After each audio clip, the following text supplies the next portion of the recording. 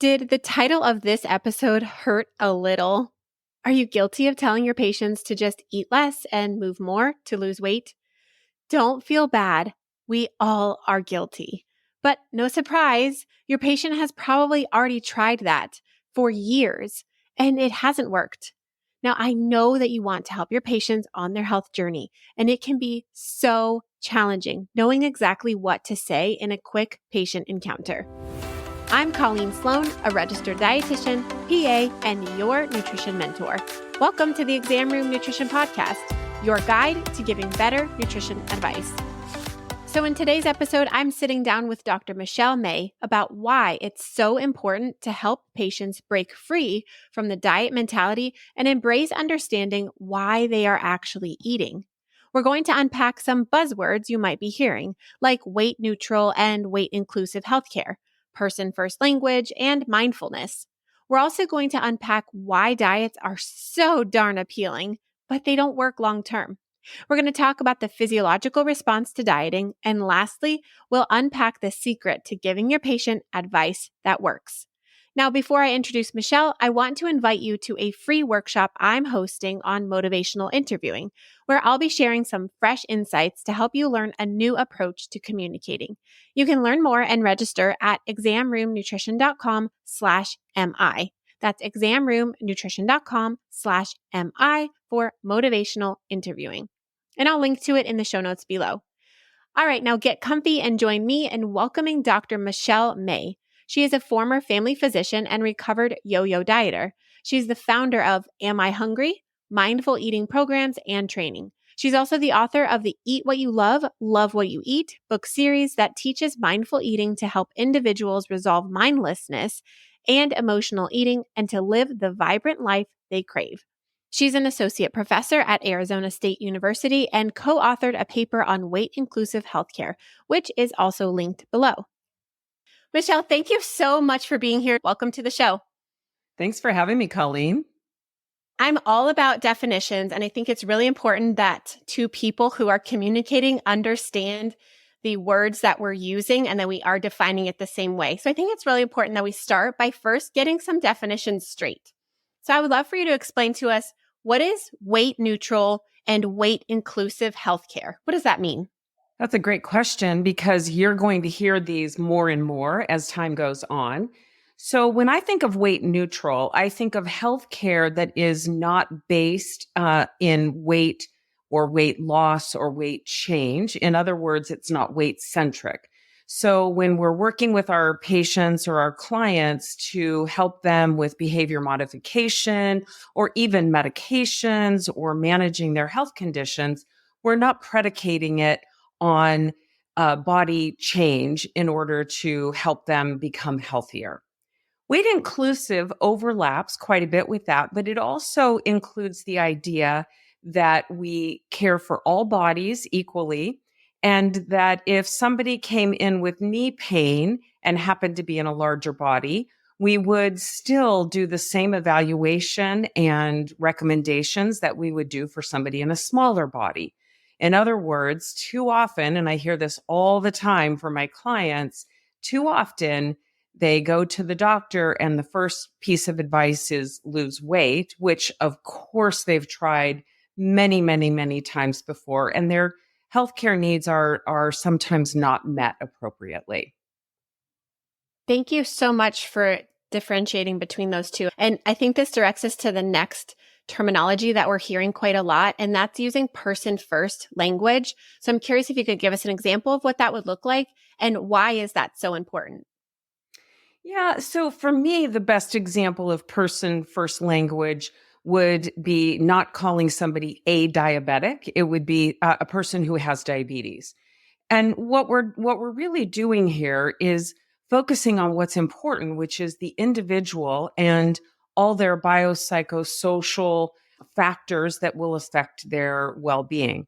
Now, I'm not a big fan of the person first language around weight because I think our healthcare system is way too weight centric as it is. So you may have noticed probably that I used larger body, smaller body.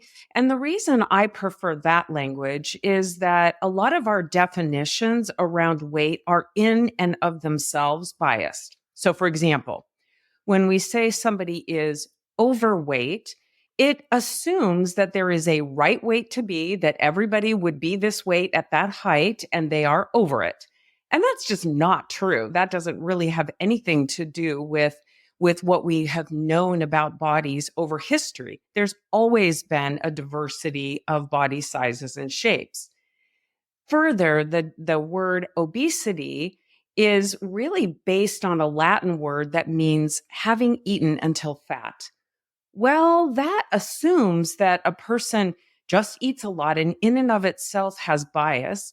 And further, it then medicalizes somebody's body size. So it really puts us in a place where we're trying to change something that may or may not be all that changeable, at least on the research that I've read. We know that most diets don't work long term. And I know from the work I've done over the last 25 years that most people I work with have tried many, many, many times to change their body size. So I want to move past that. I'm not anti weight loss, don't get me wrong. I'm just anti let's do everything in order to lose weight. I want people to be healthy at whatever body size they happen to be in. I love where you ended because it actually brings me to my next question. And, although it's common for patients to come seeking medical advice for a tummy ache or a, wrist pain or anything that's outside of weight specifically, on the flip side, it's also very common for patients to actually come into the office to see their provider and ask for a diet to follow. So I'm curious in your research, like why are they asking for diets specifically and what makes diets so appealing? Yeah, that's a great question because it really underscores what we call diet culture. So in our culture and many other cultures around the world, it's very focused on the idea that there's a right body size to have, that body size is automatically healthy. And certainly we see a lot of emphasis on the thin ideal for beauty, for other measures of success. And I'll use air quotes there because obviously that's, a pretty limited measure of success. And so diet culture presumes that all you need to do is eat less and exercise more, and then you will become that more idealized body shape. So all of our patients are swimming in diet culture. And I say swimming because like a fish, we don't even know that it's really just the water that we swim in. And many clinicians are in that very, very same water. And so without realizing it, we've all kind of started swimming on this stream of diet culture that says, all you need is the right diet and the willpower to follow it, and you will be healthy and more attractive, more successful, and all the things. Hey, quick break from the episode. If you're slammed with back-to-back appointments and feel like there's zero time to squeeze in meaningful nutrition counseling, I've got something for you. The Behavior Change Toolkit is your go-to resource for turning quick conversations into lasting results. Inside this digital download, you'll find scripts that turn tricky conversations into easy wins, simple steps to follow when giving nutrition advice, and a customizable patient workbook that helps them make real progress at home. This isn't just advice or a course. It's a system that I use every day to help patients take action in under 7 minutes. Sounds perfect, right? Head to examroomnutrition.com/toolkit and snag your toolkit today. Now back to the episode. So it's not surprising that our patients would come in asking for a diet. They want to conform to the cultural ideal. And further, the idea that there's just something that they haven't tried yet is very appealing. And as a registered dietitian, that there's all combinations of eat less of this, eat more of that, do this, do that. And so a lot of it is just variations on the same theme that people have become convinced that they just need to try again or throw a little more money at it or have a little more willpower, a little motivation. And so I have moved away from the idea that there's something out there that my patients don't already know that is about, calories and grams and all the things, and really instead get them focusing on an inside out approach instead. And I love that approach. And I really can't wait to get into that in a little bit. But, we intuitively sort of know that diets don't work, but I'm curious as to what's the disconnect? Why aren't these diets actually continuing to have results in the long run? Well, it's really complicated, and it's occurring on several different levels. For one thing, when people are particularly restrictive in the way that they eat, it triggers a physiological response, both in terms of lowering your metabolic rate over time to protect you. And it also increases the hedonic pleasure of food. What that means is that food and eating provides pleasure and provides enjoyment. So without even realizing it, food actually looks better, smells better, sounds better. Your signals of satiety are decreased. And so all of these physiological things are happening that cause people to not be able to continue to restrict their eating. At the same time, the psychological effects are very powerful as well, because we're limiting or eliminating foods that are commonly found in our environment, foods that are very enjoyable and bring pleasure. And when we have this sort of good food, bad food approach to eating, then we also end up having a good person, bad person thought about ourselves, depending on what we ate or what we weigh. And so, I was a psychology major before I went to medical school, so I love this stuff. And the idea that we would be able to eliminate or deprive or restrict ourselves of the foods that we love really doesn't make sense. When you look at the people who don't struggle with food and eating, they often eat these very same foods. They don't feel out of control around them, and they don't feel guilty. And so what we really need to do is help people learn how to eat these foods in a way that is pleasurable, but doesn't actually lead to problems. My listeners are probably thinking like, okay, great. Well, diets don't work. I can't tell my patient to follow a diet. Like, well, what am I supposed to do?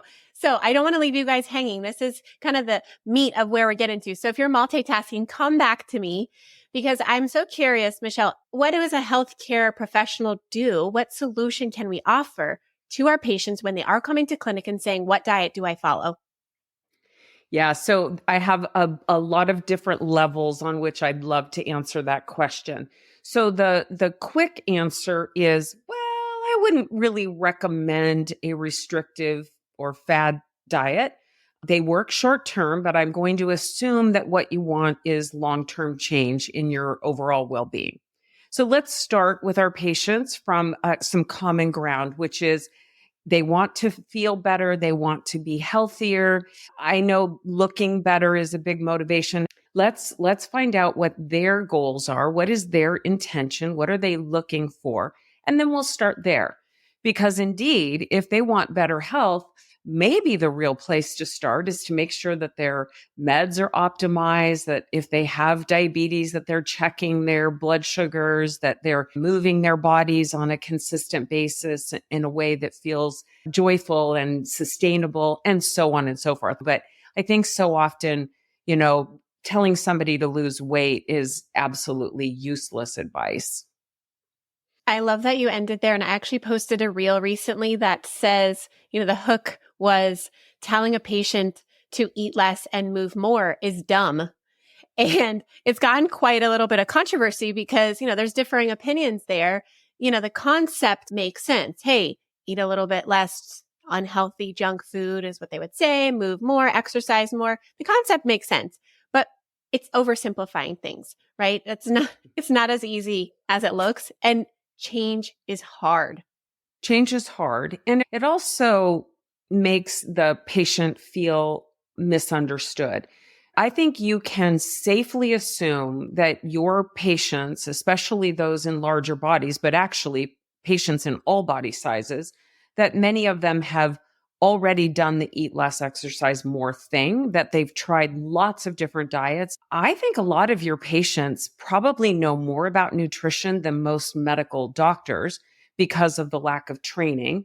I think patients, they study this stuff. They literally eat this stuff up. They're reading everything they can get their hands on because, again, they feel that there's some answer that they just haven't discovered.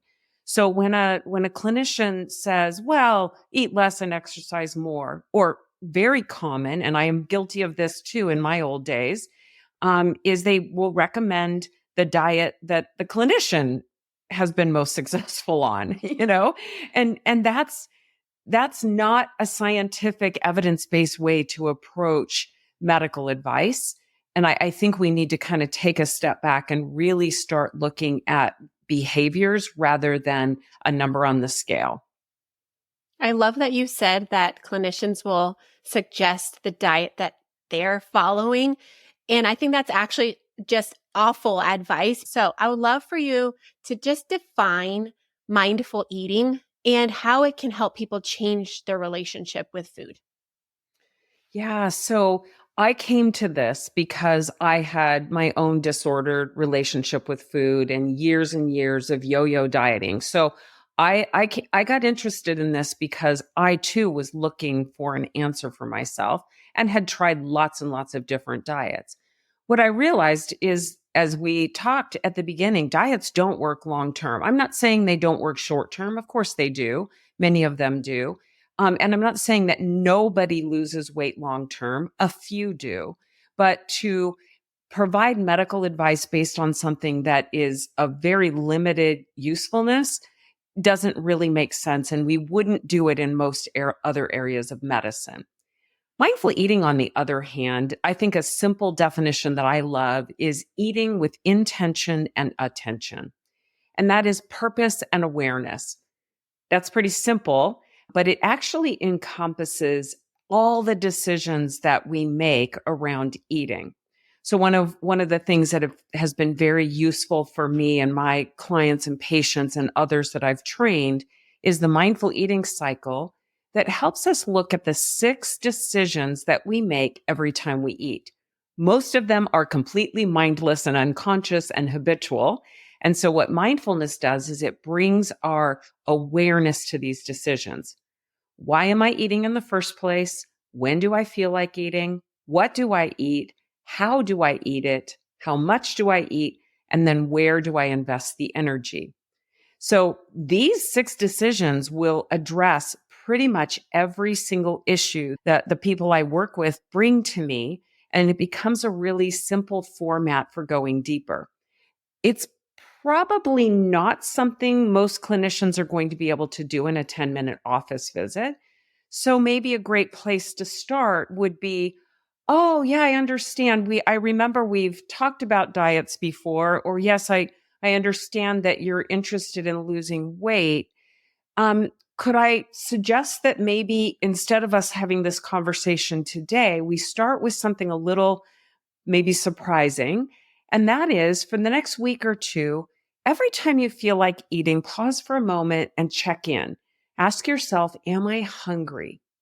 See what you notice, and then come back in a couple weeks for an appointment just for this discussion rather than tagging it on the end of something else.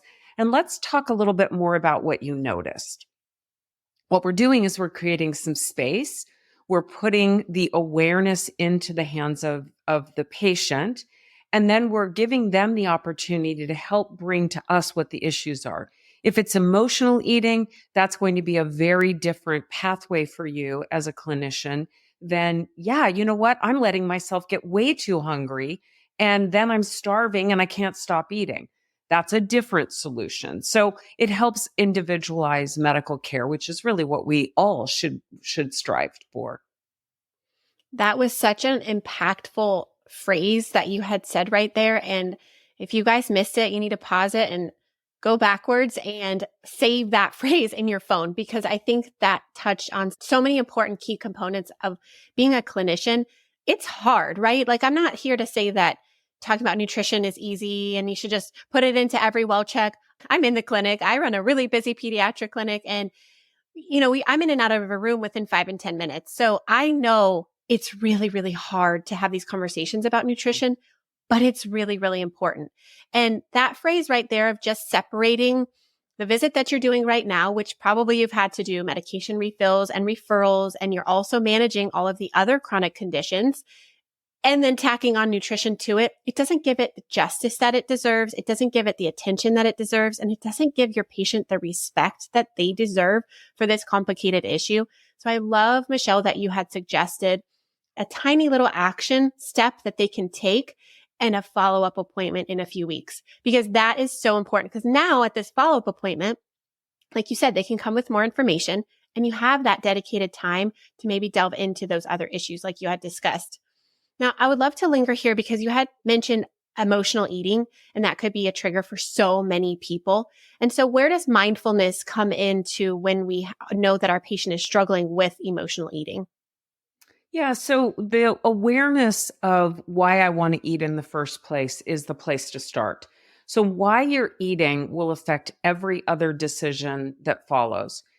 Why you're eating will affect when you feel like eating. So, for example, probably the top two common triggers in adults is stress and boredom. So when you're stressed and you feel like eating to calm yourself, of course, you're much more likely to choose foods that you associate with comfort, pleasure, etc. Not that there's anything wrong with that, except for a clinician to say, don't eat sugar or cut back on your processed foods, and then not address the fact that, I'm sorry, but, carrot sticks and celery don't really help me feel better when I'm stressed out, right? I mean, it's a misdirection. So by helping people become more aware of why they're eating in the first place, it begins to open the door to helping them realize, oh, I see the pattern. I see the pattern here. For example, I have a client, and I call them clients when I'm working in this setting where I'm really just focused on their eating rather than their medical concerns, since I'm not practicing medicine actively anymore. So with a client who comes in, I had one recently who was really struggling with eating in front of the TV late at night. Now, the intermittent fasting idea or the don't eat after 7 idea might address that challenge for her short term. The real work is to try to understand, why is she eating after 7 at night? And through our work together, we were able to establish that she really wasn't hungry. She was bored. Her husband had finally gone to bed. She was rewarding herself for getting through a tough day, and so on and so forth. I can work with that, right? I can work with that. Now, I understand that not all clinicians or physicians want to deal with those issues. That's why we have registered dietitians and counselors and therapists and coaches to help people address these issues that you don't have the interest or the time to deal with in your clinical office. Just don't do more damage by blowing it off and saying, eat less, exercise more, or lose weight, because that really doesn't address the problem at all. And it often piles guilt and shame on top of it. That final point was a home run, because I discuss this almost in every episode that giving bad advice is worse than almost giving no advice at all, right? I would rather the clinician say, hey, I don't know that much about this, or I don't have the time to talk about exact specific foods that you should be eating for whatever diagnosis that you have.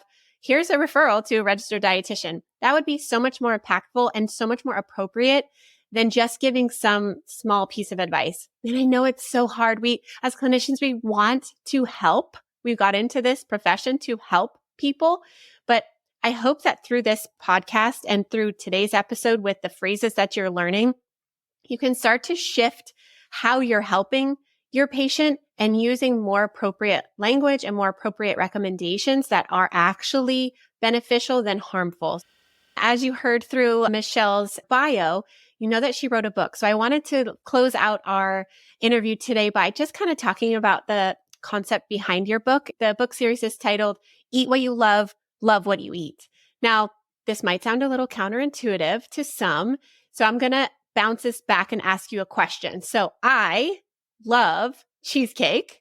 Does that mean that I can just eat it all the time because I love it? Well, I love cheesecake too, and a lot of other things. But as I alluded to before, restrictive approaches to eating, deprivation are actually triggers for more eating. In fact, they are triggers for emotional eating because when we feel deprived and guilty about our food, a lot of people end up actually eating more. Well, I've already blown it. I might as well keep eating. On the other hand, when you are free to consciously choose the foods you want, you will soon discover that you don't actually want them all the time. You could eat cheesecake all the time if you wanted to, but I'm pretty sure, based on 25 years of experience of working with people, that you in actuality wouldn't as soon as you were free to do so. What happens instead is we begin to use our body's feedback. That's where the mindfulness comes in. And after the fourth time we eat cheesecake in a week, our body is going to go, no, no, thank you. And you can do this with food after food until finally you get the message, you know what? I don't need to have these things all the time. I just need to choose them consciously. That really makes a huge difference. So I'm not suggesting eating cheesecake breakfast, lunch, and dinner. I'm suggesting that having the freedom to eat cheesecake when you really, really want it is much better than eating everything else on the way and then binging on the cheesecake and then feeling guilty about it and then binging on something else afterward, which is the pattern that often happens and probably not something that your patient is going to bring up in the clinical office. I really love that approach because it really ensures a healthy relationship with food. You know, the food influencers and all the junk that's on social media is making people fear like every food now. You know, like grapes are bad for you, oatmeal is toxic, seed oils cause inflammation. So it's almost like, well, what are we supposed to eat?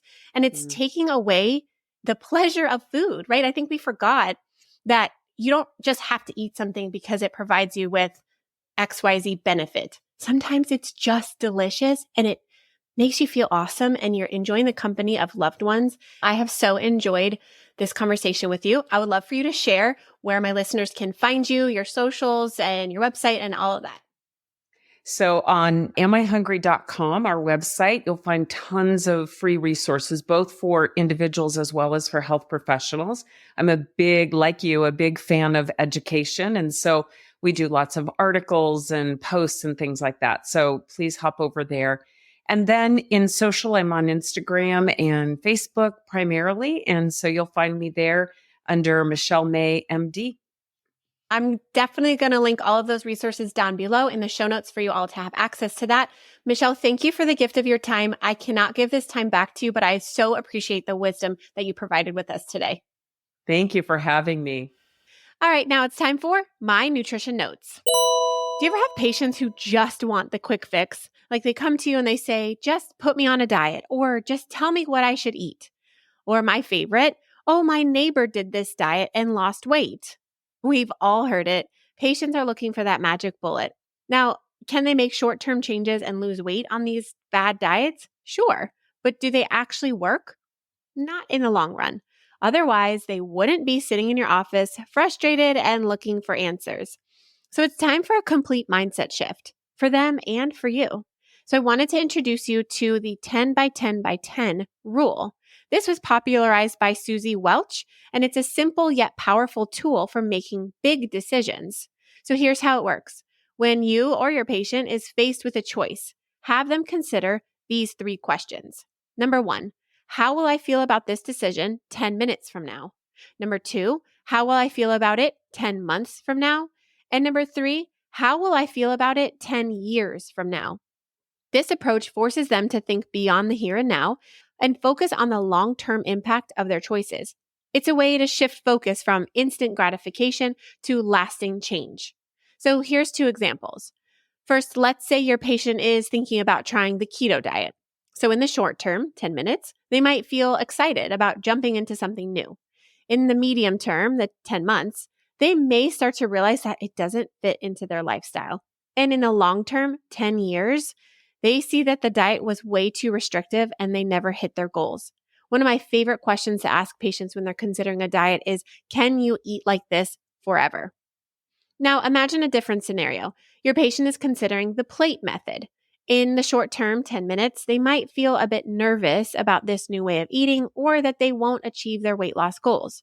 In the medium term, 10 months, they begin to appreciate the benefits of portion control. And in the long term, 10 years, this method has become second nature, and they've learned to enjoy all foods in moderation. So the next time a patient wants to jump on the latest diet bandwagon, try the 10 by 10 by 10 rule. It's an effective way to guide them to making better choices that stick. All right, that's all I have for you this week. If you loved this episode, I would appreciate if you left me a 5-star rating or even shoot me a 5-star review in your favorite podcast app. As always, let's continue to make our patients healthier, one exam room at a time. I'll see you next time.